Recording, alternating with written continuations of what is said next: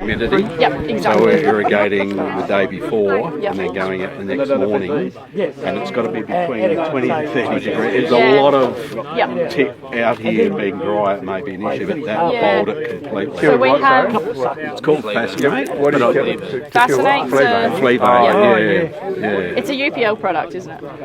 Yeah. So it's a gluphos product, glufosinate, and high humidity works best. Drippers we find it's not too bad in the orchard. You just got to watch it with the drying. So if it's too hot, it will dry too quick, and then you don't end up with really tight windows of all, but we didn't hit all the windows by far, all bar the humidity. I think we probably nailed with the sprinklers having it, but it just knocked us completely. And I mean, I love it. It's a good product, and we use it often. It's cheaper, but you do get to a point where you're relying on that chemical all the time. Like we need something like that. Especially in size area. Oh, massive. Yeah, absolutely. God no.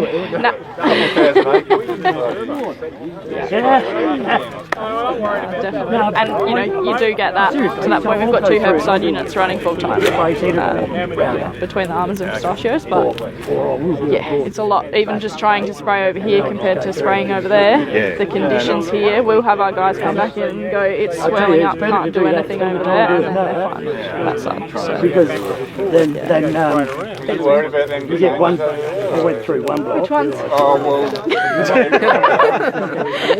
On the way in, occasionally, there is spots that are worse than others. So this, the gluphos knocks them relatively well, but. What can you do? Gazanias respond well to our power. It's just cultivation. Cultivation is the only real way of doing it. But further top is it. Are they? So this whole area was vineyard beforehand. The Gazanias that we put was unbelievable. So we had just constant disking to get them out, and we've got to a point where it's manageable now, but What is winter? So every year, so this year there was, the cover crop didn't come up because, no rain. That was at the start of last year, sorry. And then this year we're sowing and hoping. So we had the Speedy Disc come through, and then we've got a Kelly as well, so we Kelly it twice up and back, and it flattens it all out, and then we'll go through the seeder and hope it comes up. I'd agree with you. Because It doesn't. Oh, yeah, I've given up. you look sweet. Yeah. That's not even ready.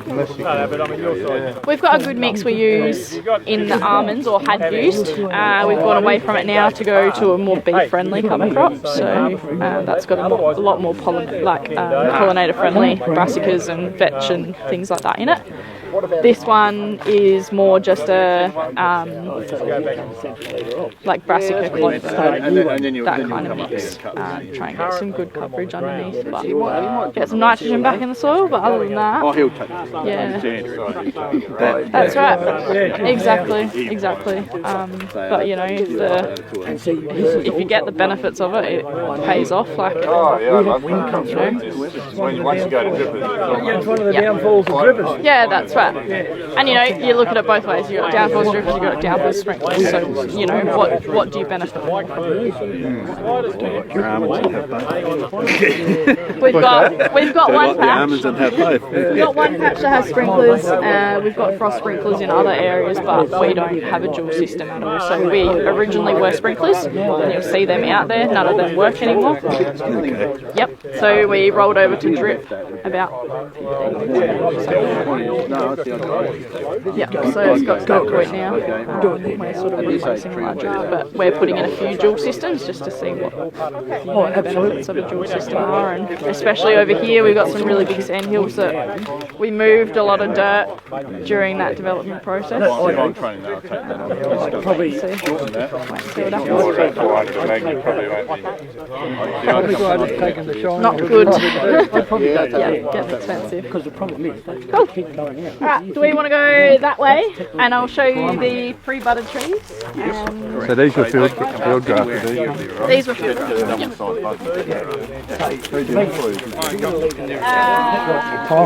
You're going to take that there, and then it's going to put 2 branches out. Another, Yeah, but your catch another frame, 2, your catch another frame, 4. your catch frame's got to come to here. So by the time you get there, it'll be all right. But the most important one, Catch frame where? whichever way your catch frame comes out, like, come on. You've seen my machine. Yeah, somewhere here. Most of the time on nuts or car.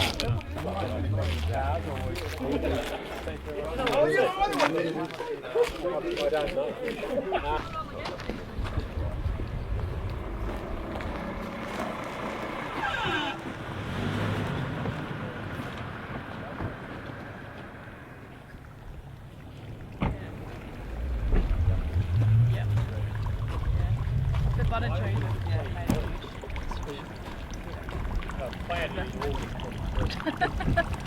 That's why we're here.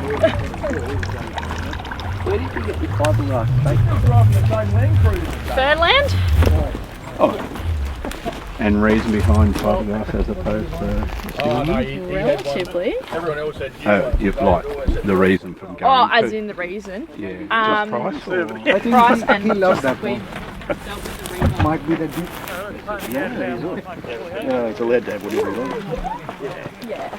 We had almond trees on it and they obviously grow quick, but yeah, the fiberglass just sounded easier to us and they've held up alright. And with the fiberglass you got a lot of flex in them too, so they establish a really good root system underneath. If I grab a fiberglass when it's old, And stuff, so. fibres again in the skin. Gemma, were you doing some work with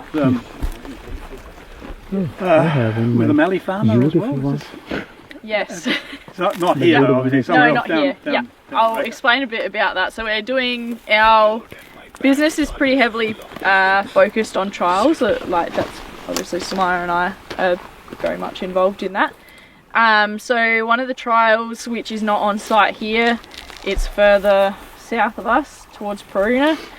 We've got a 1/2 hectare trial of pistachios on bore water. So that is very highly saline. It's about 3,500 from memory. PPM or EC? ppm. So it's like 3.5. It's okay. I was thinking you were going to say easy. No. PPM, that's fine. That's Yeah, it's pretty getting up there. pretty high. Still pretty high. Oh, yeah. That's 4.5. 3.5 to 4 is sort of where they've said is the tipping. 640 ppm to a deep decimal Siemens or whatever that is. Yeah. How good's your math? I can't remember. That's about getting close to 5,000. Anyway, it's very highly saline. So yeah, we're looking at growing trees down on that area, and we've got 2 different rootstocks in. So we've got the Pioneer Gold and the UCB in as well down there. And it's just monitoring what they're looking like, comparing to here, and is it a possibility to use that water? The board wanted to get away from, or not get away from, but have the diversified interest of the river and then another source of water, obviously. You're planning to do saline water some part of the year and the good quality water for the No, we're too far away from the river there, so it's purely saline. With that comes managing, how do you manage salinity in soils, and yeah, so we've got half that trial on sprinklers and drip, and the other half is on drip only. So the drip only is actually performing better than what the sprinklers are. Yeah, very interesting. There you go. Yeah, How old, John? they were planted at the same time as 22, but look nothing like them because the bud take was not good. They're more like a 23 planting tree. So So about 23 over there. so these are 24 plantings pre-budded at the nursery, and over here is all 23 plantings. So these were planted in August last year These were planted in August last year, correct, as budded trees. as budded trees. Yeah. Pre-budded trees. Yeah, exactly. They've come up very well. We're quite happy with them, and to be honest, if we had to do it again, we'd do it like this. Pre-budded trees. Yep, absolutely. The uniformity across it is just so much better than budding tree. there in 3 or 4 years' time, though, don't they? We haven't. I know Andrew has. It is more expensive.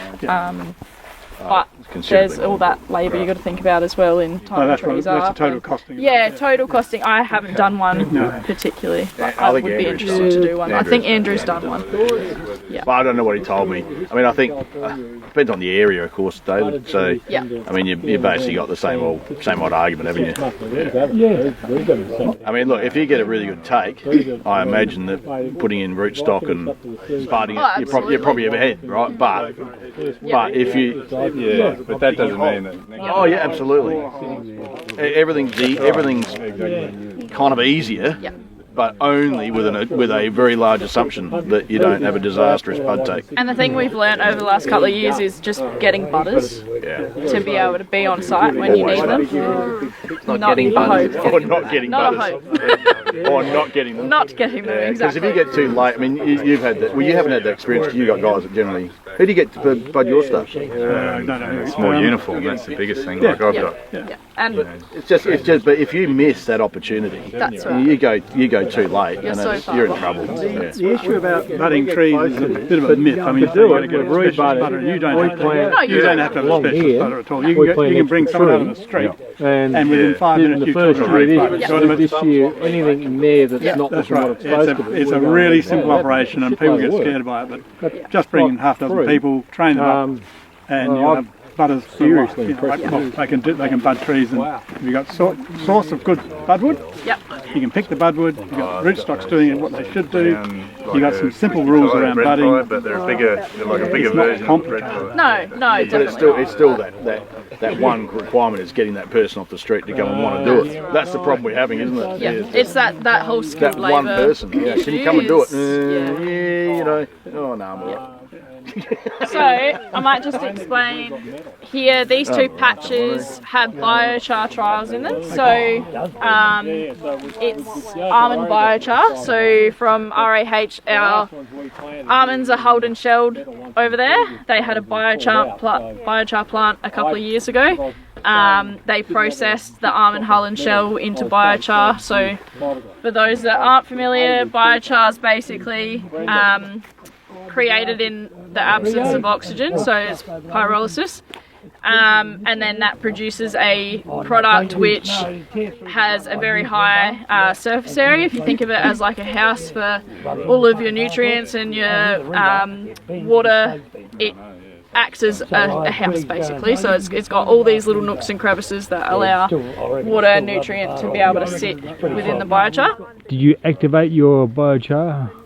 So the first year, no, we didn't. The second year, yes, we did. So we got to a point where we did a lot of research with a leader in the biochar industry, Stephen Joseph.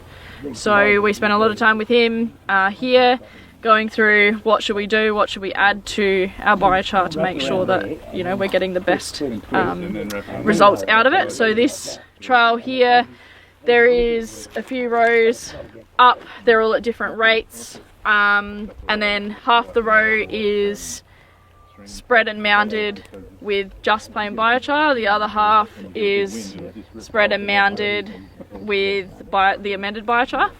And then there's biochar underneath the root zone as well. So that was Any visual difference? not yet. Yeah, it's too early to tell. And biochar is a long-term thing, so we're doing some stuff with almonds, and we didn't see any results in the first year.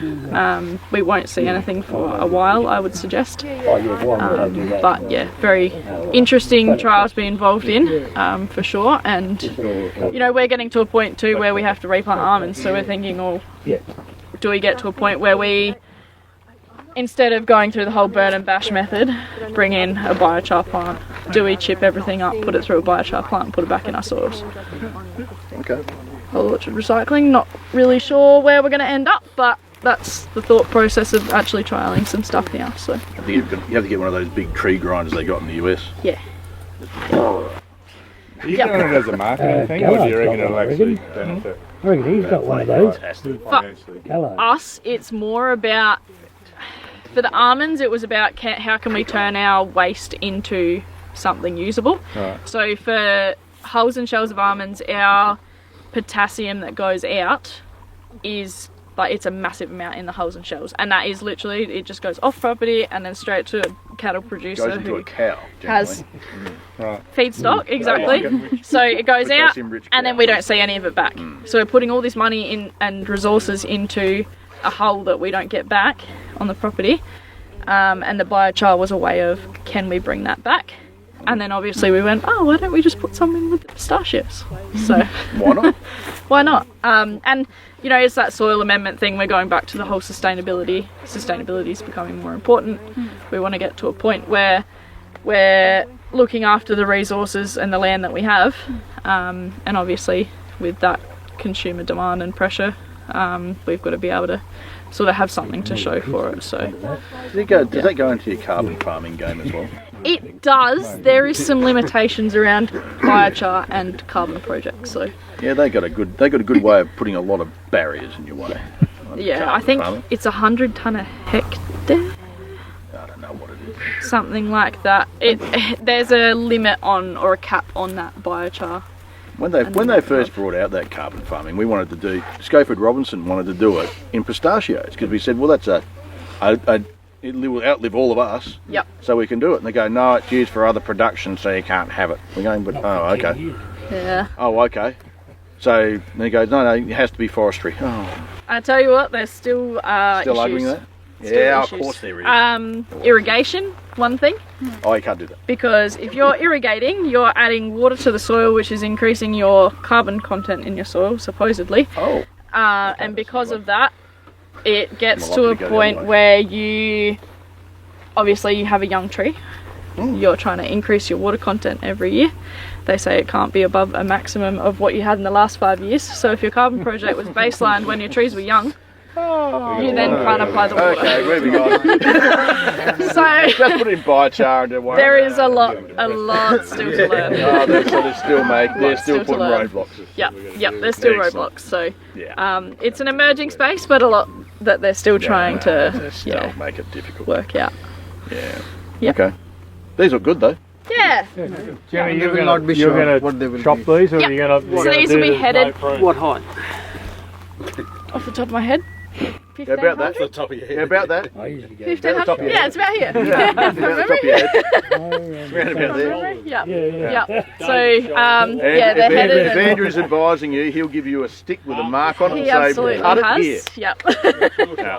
Yeah, I'm pretty sure it's 1500 from memory. So with the modified central leader, They've though, actually got really nice generally growth. they would have got, like during the season, you would have cut them about here, and then it grows again, and Interesting. then that way it pushes out the never branches summer- more evenly. Never summer proof. I don't. No, Never, I ever, don't ever. do that, Ian. When we grow it for a central leader, in that first year, you just let it go. Let it go. Yeah, I don't know about that. And then head 'em. Don't ever summer proof. No, that's because They this is stop. this When is would what, you? Stop When would you growing. want this is what the modified central leader is. When though. the Okay. second drip tube, that's Yeah. going out now. You're supposed to I actually cut tested it. on. Yep. If you no, cut it off, No, a no, lot you of set them it once will on the end of the shoot all year. way You up, get the but height if you want. found them, some of I them mean, if you'd go reached over the corner, that really around and early, down, so we just cut them. Yeah, there should have been an argument. You could have come along and Take cut that it. off. You could have, but then your patch would have been You uneven. don't have to. No, I think what And it's a whole lot easier. just let it grow. Yeah, Then you got everything. that's right. All the You same. do it all at the same time. If you're growing it yourself, Probably hard to go time with It's a very short growth. You can play around with it. yeah, cut it and let it go. Yep. Do it again. Yeah. Because the apical dominance, Yeah, like yeah. that you won't get even. And you got to be, but shooting you've got to be branches early in the the whole way season. up, but They're the, doing over maybe 5 years that there was a theory that they would even out, wasn't there? Yeah. The guy from the US when he did his This is presentation. What was his name? Mad Professor, yeah. I'll think of it in a minute. Yeah. The other thing, the other rule in pistachios and pruning in the summer is don't go over related to southern hemisphere, 15th of February is a cut-off. Don't cut a pistachio after the 15th of February. Yep. Do everything before then. And if you're then you've got a chance. But anything later than that, you're likely to get really small stunted growth that you're going to prune off anyway in winter because crappy stuff. So. Yeah. Okay, that's interesting. It will be interesting to see next year how evenly they shoot. Yeah. Yep. So we headed all of 22 like that. They were all headed at the 1500. Nothing before that. Any reason why you wouldn't go, say, to the top of that? I did question that. I don't know. Listen to Bruce Lampion, you wouldn't touch it. You'd leave them like that. Yeah. It's interesting, isn't it? Until Well, no, he's now at year 8, Just no year prune? 9, and there's Jed was saying when I was Brian he sort of said Kemp is they, his name. Brian Kemp. Jed was saying the other day, well not the other day, but a year or so ago, he said they look really good, but they've all fallen over now. Yeah. Not fallen as in the yield. that's not. I've read his report from last harvest, and Well, that- he's not saying that in his reports. Jed was saying that. So. Oh, okay. That's interesting. Yeah, we have had a chat to Andrew, and we were thinking we might do one patch that's No zero prune. Okay. Yep. See how we go, but Yeah, we'd like you to do that. yeah, I know. and show up or write up your research results.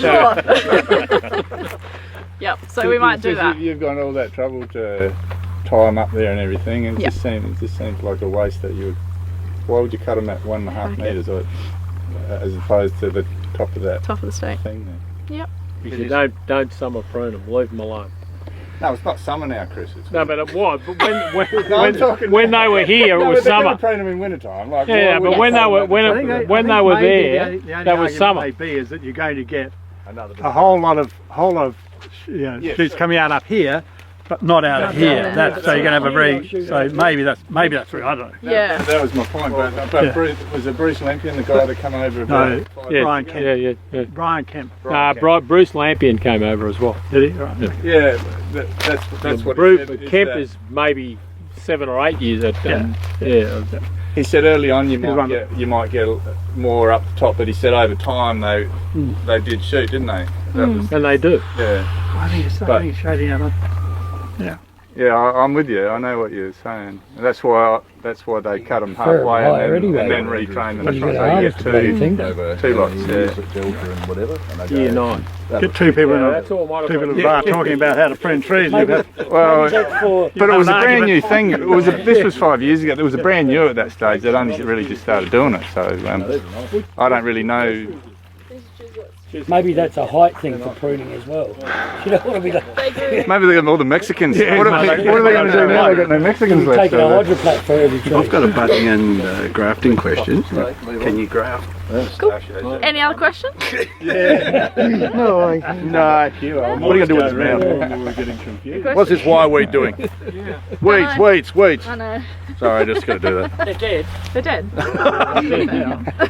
Dormant. There was a patch there that wasn't dead.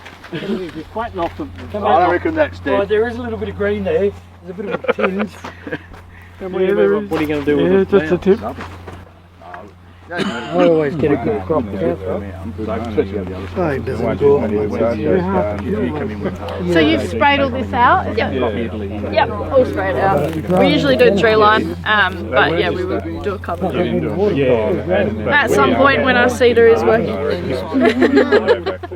General mechanics. And the trade-off between that and Carpophilus. Yeah, it's interesting. Very interesting. Yeah, it's a I tricky can't one. say we've had a lot of issues in the almonds with Carpophilus. We have a very good sanitation practice. Yep. We're sanitation. Even with a cover crop. Yep, so we go through to second, third shakes if we need to. Second, definitely. We try and get around a third time, but not always. Yeah. Generally, the buds are on before that, and we have to stop shaking. Yeah. But in terms of Carpophilus and managing Carpophilus, having our mulches have been really, really good. We've got 2 FAE mulches, and they chip the kernel up into such small pieces that, again, we're So So when you keeping on top of it. you're flail mulching, you're actually destroying rather than just mulching. You're grinding. You're We're grinding, mulch, like pulverising basically. Yeah. So you're using the destructor. Yep. So there was a few people that used a flail mower before Yeah, that, it did and work. obviously they don't work because they keep them in too big of a kernel size to. Yeah. That unfortunately doesn't work. That's right. So yeah, we do that. We sweep into the mid row, and we'll go through with a mulcher straight over the top. And we just keep repeatedly doing that. Well, like obviously wind and rain brings mummies down, and away just you go keep again. sweeping and away we go. Yep. And that's the only way you can do it. So our Carpophilus damage this year was very low, below 1%. Okay. Our carab moth damage, however, was not.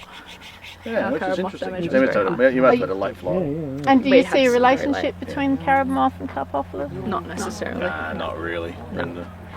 No, The, it depends on the year, depends on the season. I reckon the Carpophilus one in almonds is a lot to do with where you are as well. So we've got a real location thing. So if we haven't, say some of the places over, and I was actually going to say this in the meeting, one of the challenges there is if you've got time to do your hygiene shakes. Now if you get a really late harvest in almonds and stuff like that, you're running out of time and all this, and trying to get across these big orchards. Pistachios, we just have to learn that lesson early and say, right, we have to get on top of this before we actually end up saying, oh, we should.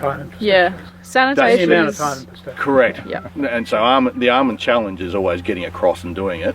Yep. Pistachios, we have to shake for rachis removal anyway. Just go and do it. So we just got to go do it. Yep. We just got to do it. Yeah. Sanitation is key. If there's anything we've learned, that is. How long ago did we actually work out that we had to sweep and move the old rachis out as well, didn't we? When we had a lot of Botrysphaeria took off, didn't it? Yeah, but you can't get the rachises out probably till July, late this month. We've just done a test run on it, and they're probably still holding on. A couple more weeks. You need another couple of decent frosts. They're holding on still. Well, they're still, a lot of them are still green. And they won't come off, and the mummies are still sitting on them. They're probably blanks, but there will actually be some with kernels in there. But you're right, David. There's heaps of time. And I actually think, what do I know about Carpophilus the last 3 months? I think the big damage with the mummies is immediately after harvest, when there's plenty of split nuts on the ground, and that's when they're eating them, and then the larvae are hatching, eating up that kernel on the ground, and then they're going to pupate into the ground, and they're going to turn back up in October. And I would have thought the trick with pistachios is you really got to be in there almost immediately after harvest, putting it in the centre of the row. I'm getting a sweeper, like an almond sweeper. You get an almond sweeper. Yeah, I suspect you've got to get them out of the middle of the row with pistachios. I think you're going to blow them, aren't you? Yeah, that's almond sweeper. That's a blower. Oh, okay, right. And then burn them or Split some blues. Well, burn them or mulch them will do so. Pick them up, Pulverise them, burn them. but get them out of the place, because you go along underneath the trees now, and I mean, you saw the photos today, and that's where all those photos were taken. All those photos were taken. I would have guessed. Show of it was about mid-April. Mid-April. That was done. With Swan Oil Chemicals, we went out and scouted under trees, counted nuts on trees, counted blah blah blah, which has provided a huge amount of background information as to the way Carpophilus operates with pistachios, at least post-harvest. We need to know a lot more about it pre-harvest, and they're all on the ground. And I reckon where they did all that and found them, Carpophilus are now down however many centimetres they are down, having a very nice winter. Have you got any data on whether the beetle was found in later pick fruit or second pick fruit? Yeah, was it more prominent the in grower that? samples show that the incidence of detection went up as the harvest went on. Yes. Now that makes sense because, as Sam said today, the general view is that Carpophilus cannot eat through an intact hull. Yeah. Now I'm personally not certain of that, but that's probably right. But we need to do trial actually during next February to find that out. Yeah. But let's assume that's the case. But of course, by the time you've got towards the end of harvest, you've got a lot of broken hulls, and then they've got access to the kernel. Yeah. So Correct. There's no doubt that the damage has done that. You know, from the first week of harvest there was almost nothing. Yeah, yeah. The last week of harvest, almost every delivery has got stuff in it, particularly from Sunraysia. Now, Sunraysia is much worse than the Riverland. Is there any correlation between being close to almond properties? Carpophilus. Well, Well, yes, There was- not really. I mean, Kylite got hit hard. Now we're 15k to the next almond That's orchard, right, yeah. whereas Peter Holt, his was moderate. Now he's next to an almond orchard, right, and Right. next to one of the worst Carpophilus almond orchards in the country. Not wishing to name anyone. No but- names. no names, but in fact, I think holds the record for Carpophilus Where it damage. That started, particular actually. orchard. Where they No. that, Essentially, Carpophilus wasn't in South Australia for in almonds for a long time. I saw it over there. That's right. Bloody Almond Co. bringing them all over. Almond Co bringing over. I think Bloody Almond Co. sending I stuff to literally spent Lindsay 3 Pollock hours to do and find process. only 4. As we all know, it's been here since 1812. Yeah. Been here for a long time. Yes. Yeah. So And then only, Yeah, only but just why recently.